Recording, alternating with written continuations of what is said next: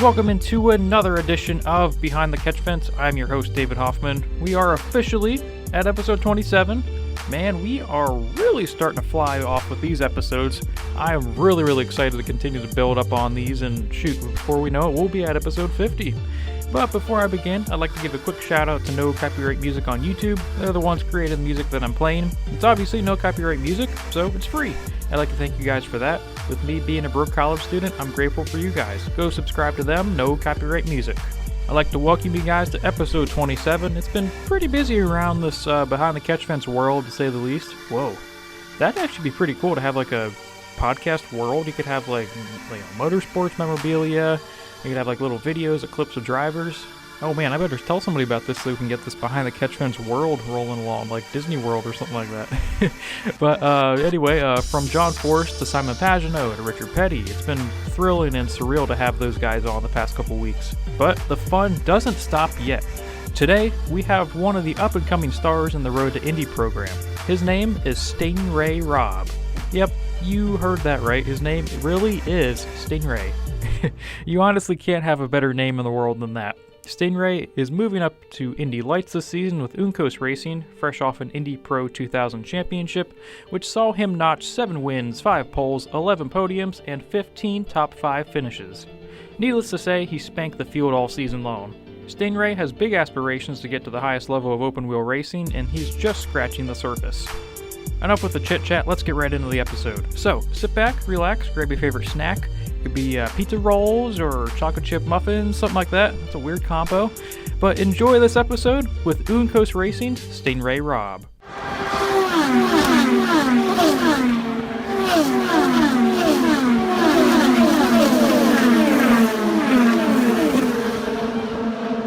Hey, Sting Ray. Good morning. Yeah, I got you. How you doing, man? I'm doing well, and yourself? Pretty good. Still trying to wake up a little bit. We're getting there. Yeah, me too. I mean, what is it, 9:30 there right now?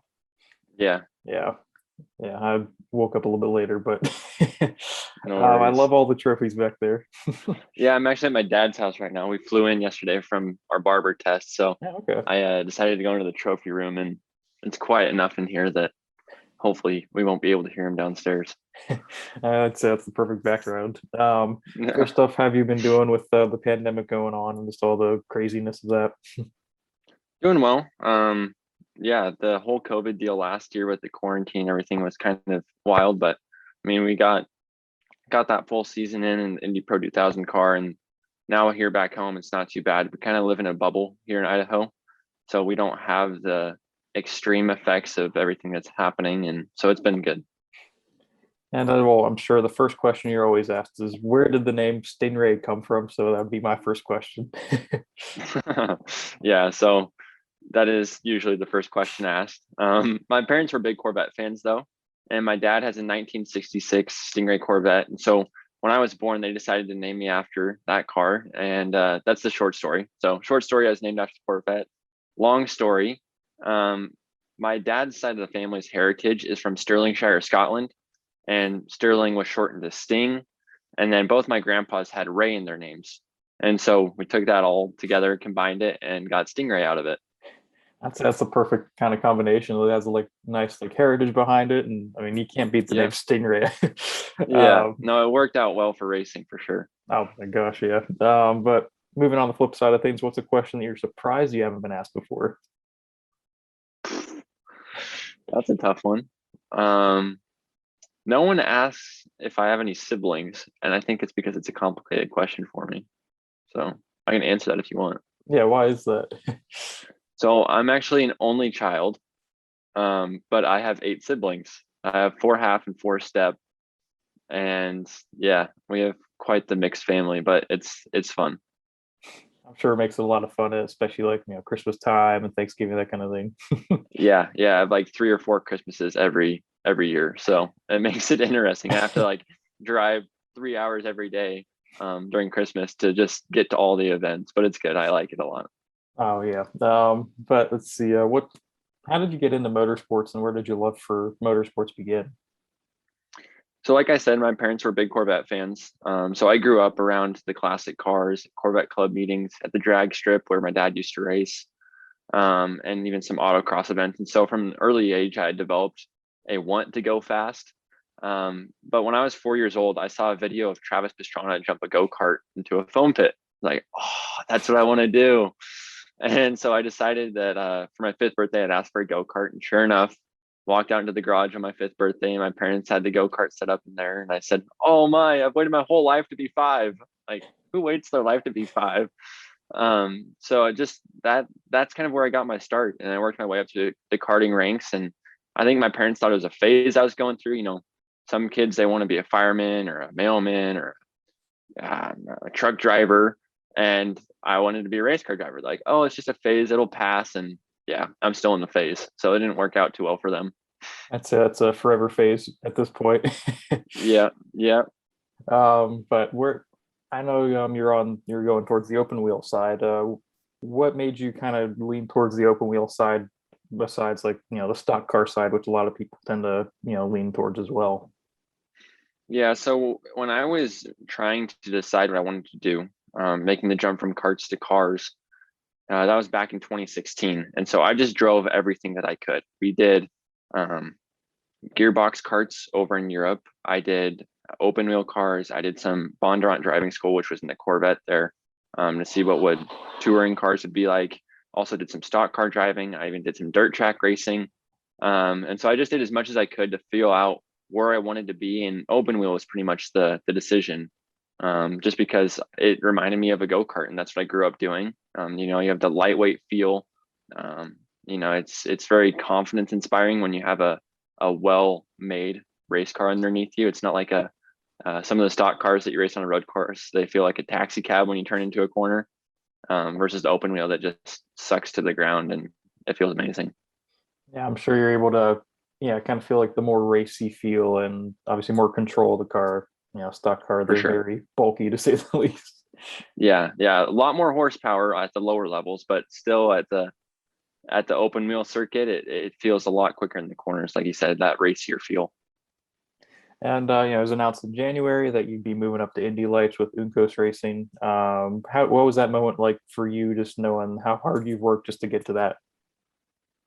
I think the realization started to come at New Jersey last year in Indy Pro 2000, where we sealed the championship. And it wasn't so much an excitement of we won the championship. It was, we get to move on. We get to take that next step closer. And so that was what I was most excited for. Obviously, the championship was amazing. And so it was all kind of settling in there in the last couple races of like, wow, we really worked our tail off the last few years, 4 or 5 years, whatever it was, to get to this point. And so for me, it's kind of like a weight lifted off my shoulders a little bit, but now we got something to prove again. So it's good. What would you say the differences are between just an Indy Lights car? I know you've only had a little bit of testing with that, between an Indy Lights car and then a Indy Pro 2000. So obviously, you got a bigger car, so it's a little heavier, more downforce, more horsepower, lots more grip. We had our first test at Barber this last week, and the amount of grip there is unbelievable. I had jello neck after the first day, going through the compression zone. You turn in and it's just like, oh, leaning on the headrest. All right, we'll just stay here for a while. So it's impressive how much different it really is, taking that next step. I mean, I don't even want to imagine what an Indy car is like right now at Barber, just because it's intense in an Indy Lights car. I'm sure the G forces are probably a lot more, for an Indy Lights car as well. Yeah, for sure. And like it's everything. It's not just acceleration, it's braking, turn in, everywhere. But back to your question, the differences in driving style is pretty significant too. And I think that the best way I can relate it is driving like a single speed kart to a shifter kart. It's just two different techniques that work for the cars. The Indy Pro 2000 is kind of a rolling speed car because it's low horsepower, a little bit less downforce, but it's light.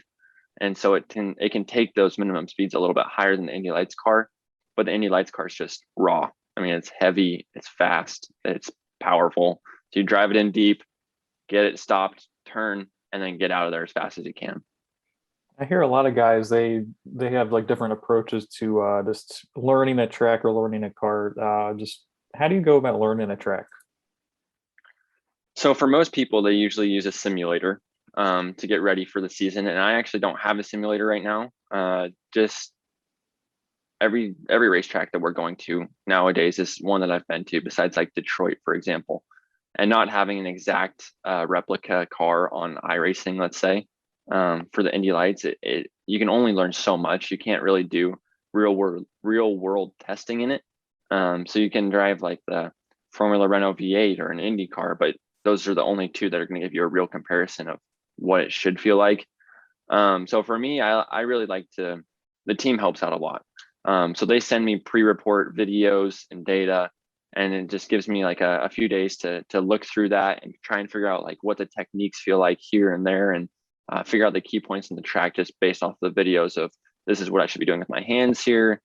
So certain things like that I'll just be looking for. And so it's kind of a process it's like going to a test in school, right? You're gonna have to study up, make sure you know your material, and pay attention when the test finally comes.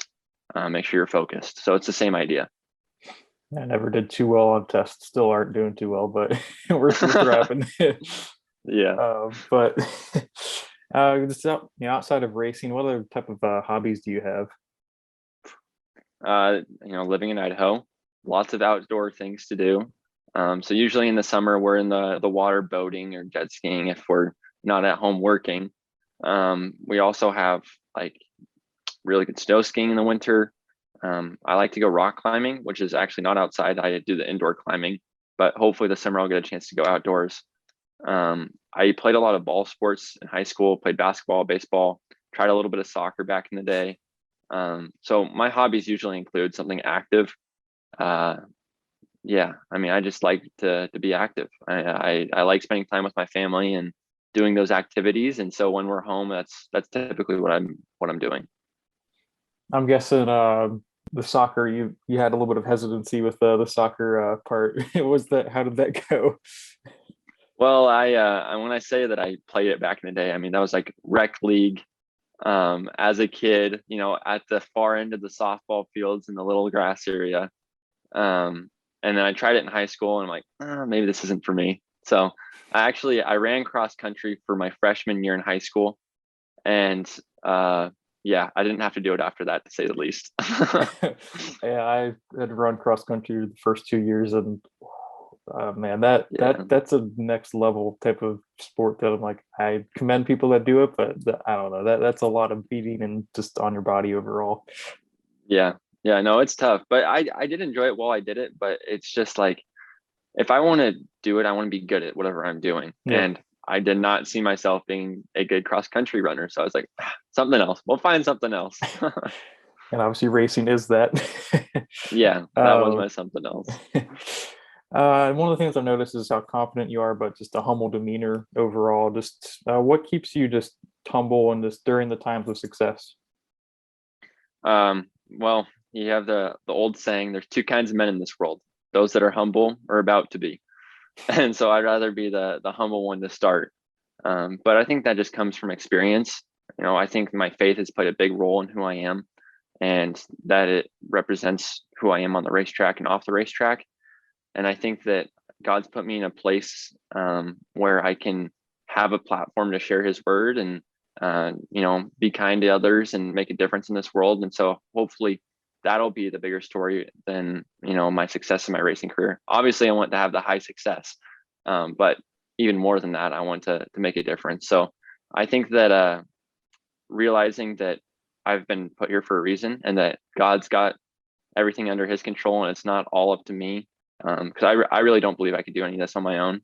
He's put people in my life that have gotten me to this point. My parents alone, my grandparents, my manager, Peter Rossi, all the team members that I've had in the past, just all those experiences add up. And I think that when you're able to look back at that and be grateful, it allows you to be confident because you know where you're at, and also be humble because you know where you came from. And as you mentioned, faith is a big part of your life. How do you continue just to grow that, and just be a light for people during just all during times of just growth yourself? Yeah. So it's kind of funny you ask. Beginning of last year, I was kind of at a point in my life where, I just graduated from high school, and I'm like, okay, I really, when I read the Bible, I don't really know a lot of the verses in there. And so During COVID, I actually started to kind of deep dive into my faith a little bit. It was a challenging time, and I think it was for all of us. And so I know it's kind of bad to say, but I think that there are some benefits that we had from quarantine. And one of those things is that people were able to grow closer to God, and ask those big questions of why are we here, what's my purpose, and things like that. And so for me, I was kind of doing the same thing, and um, I think that's where our success kind of came from this last season as well. You may have seen the story, but at Mid Ohio last year, we had the triple header, and it was like the second race weekend.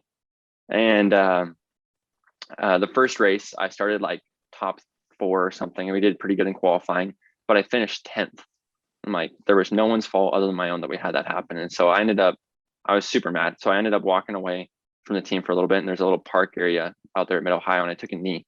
And I was like, all right, God, this is it. I'm done. Like, I've given everything that I've got to get to this point, and I finished 10th. Like, I know that I can't do this anymore on my own. It's either I'm not good enough, or we can't get a break, or I'm just not supposed to be doing this. And so I'm leaving it up to you.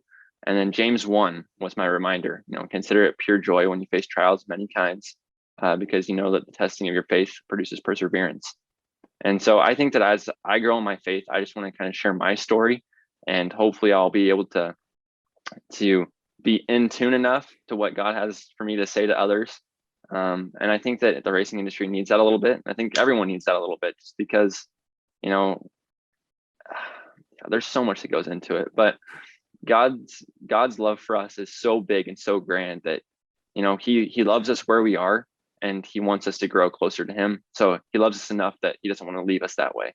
So yeah, hopefully that answered your question. Oh, definitely. Those are all incredible words. And I like there's always that point, I feel like, in a lot of people's lives where you're at that breaking point. You're like, all right, like I've done everything that I can. It's like a surrender type of feel. And, and like Yeah. the fact, that was it just shows this, the humbleness, be like, all right, I'm giving it all to you. And, and just, it's like a change of mindset type of thing. Yeah. And I think that this last off season, a big part of, that surrender that I'm getting, it comes from knowing who God is and knowing what he wants for our lives. And I actually joined a Bible study on one of the college campuses here local. And that's been pretty cool, just to kind of see like the different perspectives. And we actually had a talk not that long ago of like everyone in their lives, whether you were born in the church, or you grew up in a church, or you're outside the church, at some point, if you have a faith, there's going to be that come to Jesus moment. And so like, what was that for you? What was that moment that you're like, all right, that's it. I have to give everything, because I know that if I don't, I'm just going to be the same way that I am the rest of my life. And if I do, I know whose hands I'm putting it into, and I know it's going to work out for the best. Whether there's trials along the way, there's, the hills and valleys. We always say that God is greater than my highs and lows. So. And yeah, it definitely it gets to that point, and just the fact that I remember, mine was the whole, you were very worried and like fearful about it, but you kind of had like that piece of, all right, I know this is going to work out in the end, and look how, and everyone always ends up growing stronger because of that, those type of moments. And I think that's always just been really cool to see. Yeah, totally. And let's see, you've been racing since a young age. Who's been someone that you kind of look up to, like whether it's just someone you watch on TV, like from the IndyCar series, whoever it is, or just like a family member? Yeah, there's a lot of people in my life that I've been able to follow after a little bit. On the racing side of things, I always look to the older drivers that are, killing it, like Scott Dixon. That guy is amazing. He is so talented out of the car and in the car. It's like he's a machine. When he gets in, you just know he's always going to be there. A few of the other guys, I grew up racing with Patricio Award and Colton Herta a little bit. They were always like one step ahead of me. So it's cool to see those guys there now. Renus VK. So I'm always cheering those guys on, and I'm looking up to them a little bit in the sense of, okay, hopefully one day I'll be in those same shoes, trying to win the IndyCar championship, and with the different teams that they're with. So it's pretty cool to see how close you are to IndyCar when you're in Indy Lights, and realize, okay, my dreams are about to become my reality. They already are, but I mean, even that further dream of making that top step and having a successful career there. So I always like to look at the older guys, those that have been there years and that have had that success. Imagine Scott Dixon, man. That I can never get over just how like a machine's probably the best way to describe him. Just the fact that he's going to be up there. He's always going to be in the contention, and I have no idea how he does it every year. But yeah. Well, I mean, he's not the only one. You got right. Joseph Newgarden that's always there. Will Power's always quick. He may not be at the front of the pack, but he's always going to be that wild card, it seems like, that just comes flying out of nowhere that everyone's like, oh yeah, it's just Will Power. That's what he does. So, I mean, there's obviously such a stacked field in IndyCar this year. It's going to be fun to watch. I'm excited. Yeah, it'll definitely be, the rookie class itself is crazy in itself with Johnson and Grosjean and McLaughlin. But... Yeah. I'm not even sure you can call that a rookie class. I mean, those guys are stacked. They know what they're doing. That's a couple wins between the three of them. Yeah, just a few. But, final question. What's the toughest track you ever had to race on? Oh, probably Barber, to be honest. I mean, there's so much technique that goes into that track, and it's so sensitive. And they just repaved it, I think, in the last couple of years, and so the grip levels increased. So it just adds that another element of like aggression that you're required to have on the racetrack. And so Barber's probably at the top of my list for the difficulty of tracks. And it's great because we're starting our first race there. That's true. You can get out of the way too. Yeah. That's all the questions I have for you. Thank you for taking the time, and good luck this season. Awesome. Thank you. Thanks for having me, and hopefully we'll talk to you soon. Yeah, definitely. You have a good day, man. Yeah, you too. Bye.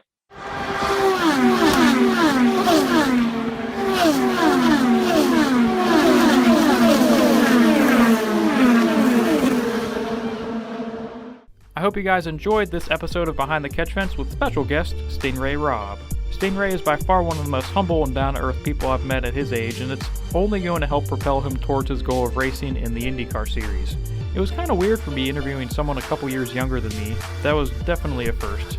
But Sting Ray is wise beyond his years, and with drivers like him waiting in the wings to rise to the top, I'd say the NTT IndyCar series is in excellent hands. I'd like to thank Lisa Markle for making this all possible, and I'd also like to thank Sting Ray once again for coming on to the podcast. We're just about out of time for today's episode, so look out for more interviews and content over the next couple weeks. Before I go, make sure to follow this podcast on Twitter and Instagram at Behind Catch. Thank you for listening. I'll catch you guys later.